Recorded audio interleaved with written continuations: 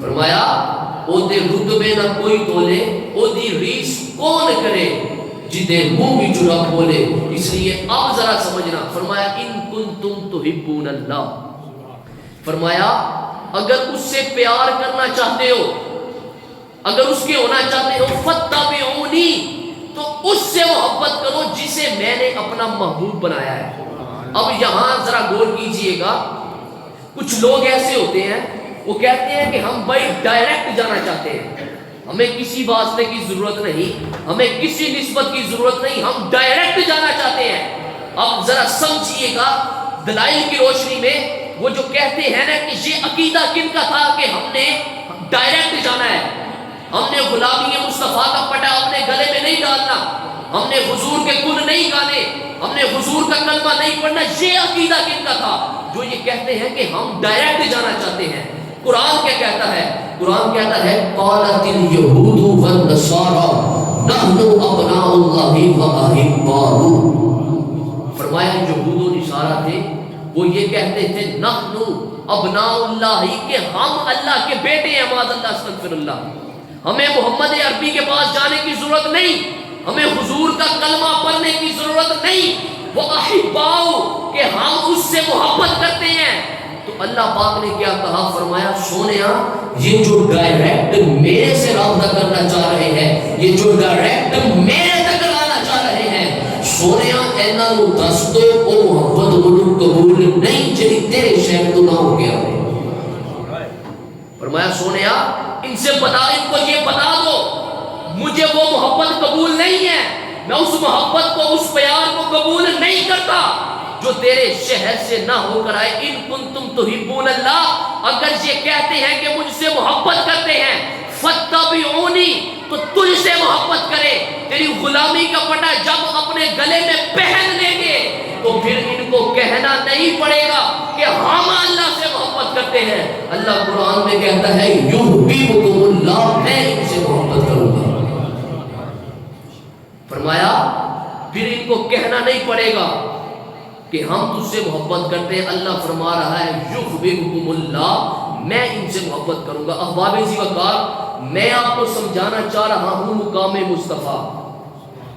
اب جو نقطہ آپ احباب کے گوش گزار کرنا چاہ رہا ہوں وہ آپ نے سمجھنے کی کوشش کرنی ہے. میں آپ کو سمجھانا چاہ رہا ہوں مقام مصطفیٰ.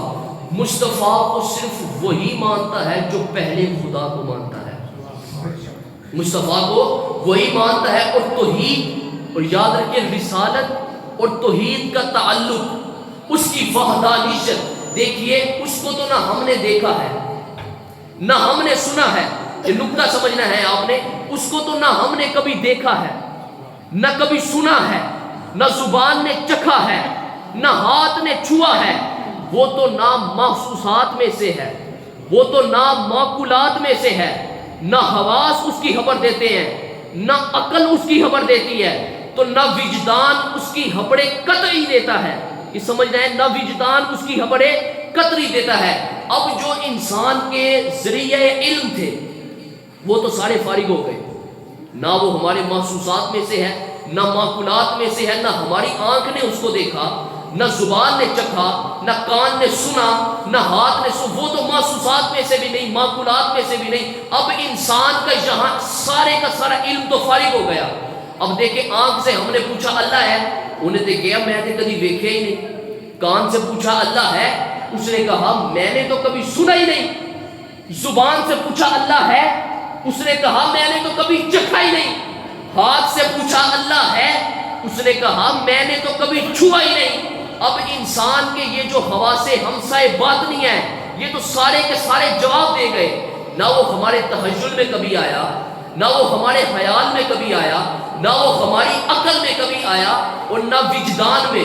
وجدان سے پوچھا اللہ ہے، اس نے کہا، وہ ایک پنجابی میں کہتے ہیں نا، اس نے کہا میں کچھ حواس سے لیتا ہوں، کچھ عقل سے لیتا ہوں، اور جب یہ دونوں بند ہو جائے تو مجھے کیا پتا کون ہے یا نہیں ہے، مجھے کیا علم کون ہے کہ نہیں. اب انسان کے جو حواس ہیں یہ سارے کے سارے باطنی یہ جو فارغ ہو گئے. اب احباب ذی وقار، جب انسان کے پاس خدا کے ہونے کی دلیل نہ تھی، جب انسان کے پاس کوئی خدا کے ہونے کی دلیل نہ تھی، نہ ہے، نہ اس کے پاس نہ کوئی ظاہری شہادت ہے، نہ اس کے ذریعہ علم بھی جواب دے گئے ہیں.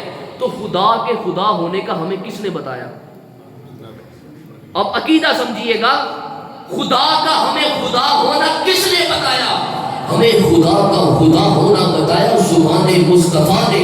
مصطفیٰ نے کہا ہے، ہم نے مان لیا ہے. مصطفیٰ نے کہا ایک ہے، ہم نے کہا ہاں ایک ہے. ارے ایمان یہ ہے کہ مصطفیٰ کو مانو، پھر اس طرح مانو، وہ جو جو کہتے چلے جائیں مانتے چلے جاؤ، وہ جو جو چھڑواتے چلے جائیں چھوڑتے چلے جاؤ. اب آپ اگر اس طرح کی ماہیت، اس طرح کی کیفیت انسان کو نصیب ہو جائے تو اس کو کہتے ہیں ایمان. اب آپ ایمان کا مطلب سمجھے، اس طرح کی ماہیت، اس طرح کی کیفیت انسان کو معلوم ہو جائے تو اس کو کیا کہتے ہیں؟ ایمان. اب یہاں میں ایک حدیث مبارکہ، اور یاد رکھیے ایمان کی قبولیت کی شرط عمل نہیں ہے.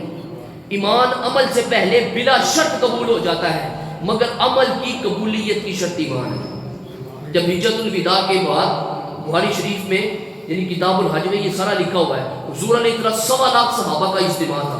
حضور نے صحابہ کرام سے پوچھا کہ صحابہ ایو یوم ھذا، کہ بتاؤ دیکھنا، اب آپ دیکھیے گا ایمان کیا ہے، ہمارا عقیدہ کیا ہے.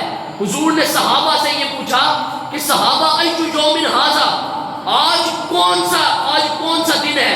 1.25 لاکھ صحابہ کا اجتماع ہے، ٹھیک ہے، مینا میں کھڑے قربانی کا دن ہے، سب کو پتا تھا، لیکن 1.25 لاکھ صحابہ جوڑے. فرمایا اللہ و رسول عالم، اللہ اور اس کے رسول خوب جانتے ہیں. حضور نے دوسرا سوال کیا، صحابہ ایو شہر ھذا، کہ یہ کون سا شہر ہے؟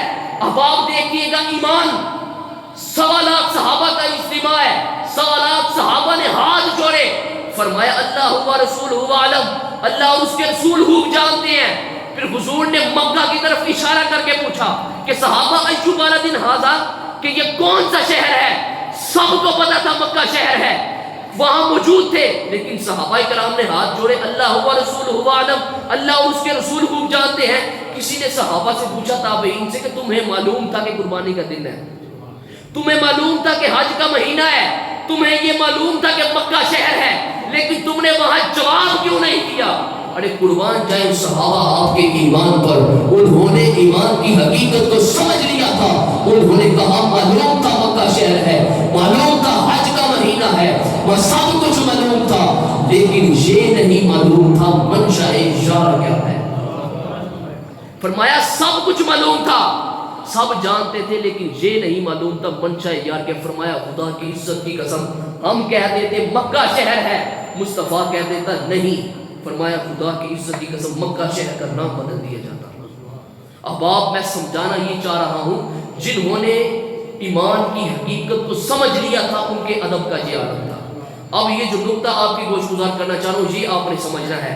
عقیدے کی بنیاد ایمان ہے، یہی فلسفہ سورہ اخلاص میں ہے.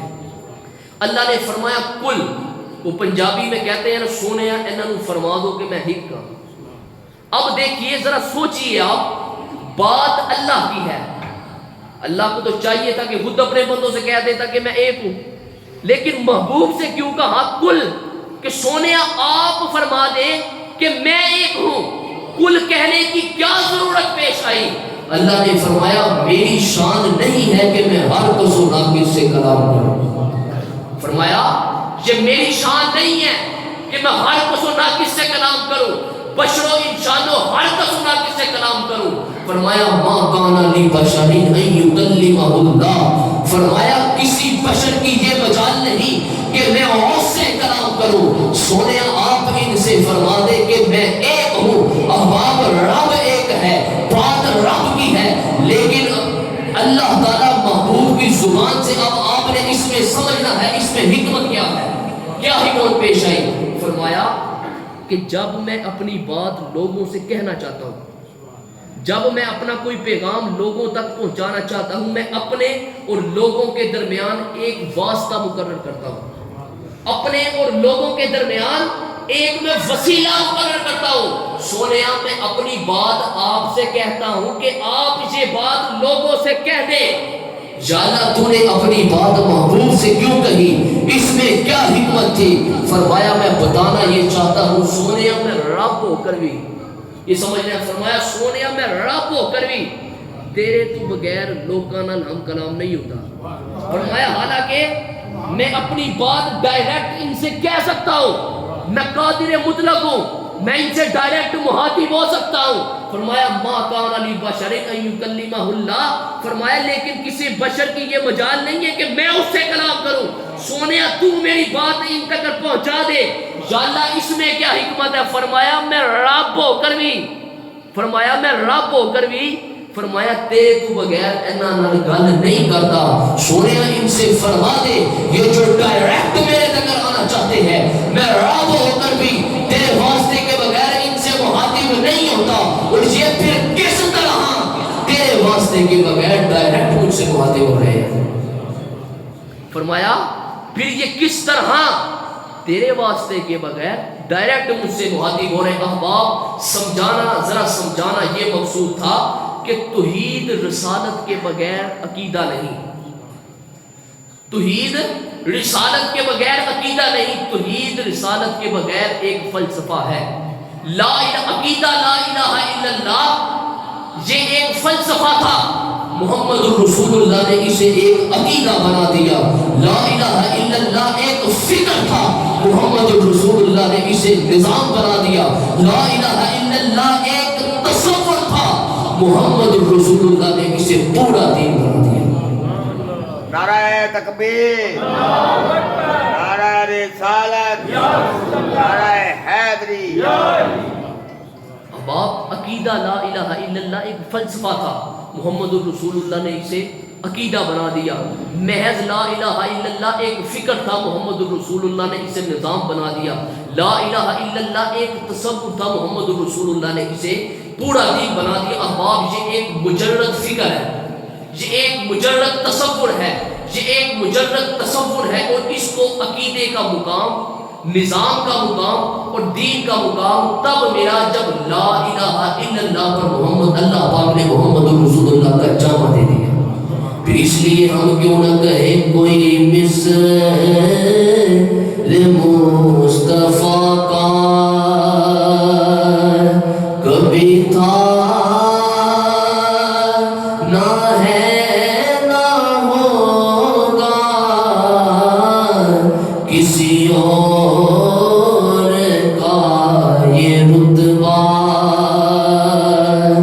کبھی تھا نہ ہے نہ ہوگا, کوئی مثل مصطفیٰ کا.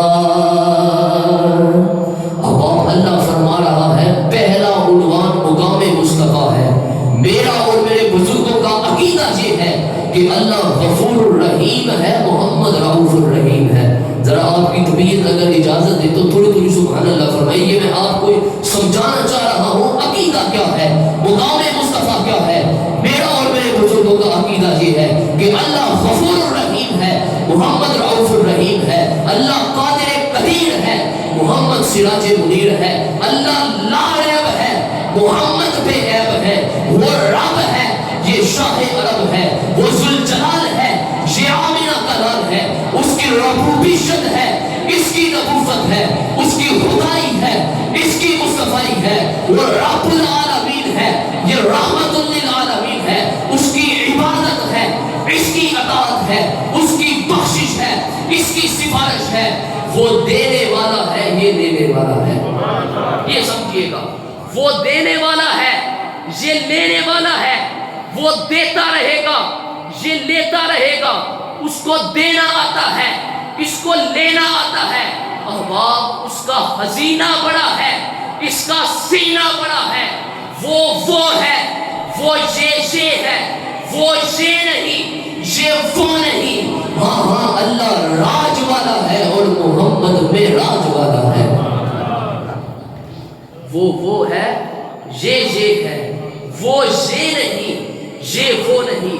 اللہ راج والا ہے اور محمد معراج والا ہے. اس لیے پھر اعلیٰ حضرت نے کہا تھا کل کہہ کے بھی اپنی بات تیرے منہ سے سنی خدا کو کس قدر ہے تیری گفتگو پسند، خدا کو کس قدر ہے۔ اب آپ فرمایا کل کہہ کے بھی اپنی بات تیرے منہ سے سنی، خدا کو کس قدر ہے تیری گفتگو پسند۔ اس موضوع کا انتخاب اس لیے کیا ہمیں اپنے عقائد کے بارے میں بھی پتہ ہونا چاہیے، اور گفتگو کا خلاصہ کلام یہی ہے توحید رسالت کے بغیر نہیں، توحید عقیدہ توحید رسالت کے بغیر ایک فلسفہ ہے، لا الہ الا اللہ ایک فلسفہ تھا، محمد الرسول اللہ نے اسے ایک عقیدہ بنا دیا۔ لا الہ الا اللہ ایک فکر تھا، محمد الرسول اللہ نے اسے پورا نظام بنا دیا۔ لا الہ الا اللہ ایک تصور تھا، محمد الرسول اللہ نے اسے پورا دین بنا دیا۔ اور انہی جملوں کے ساتھ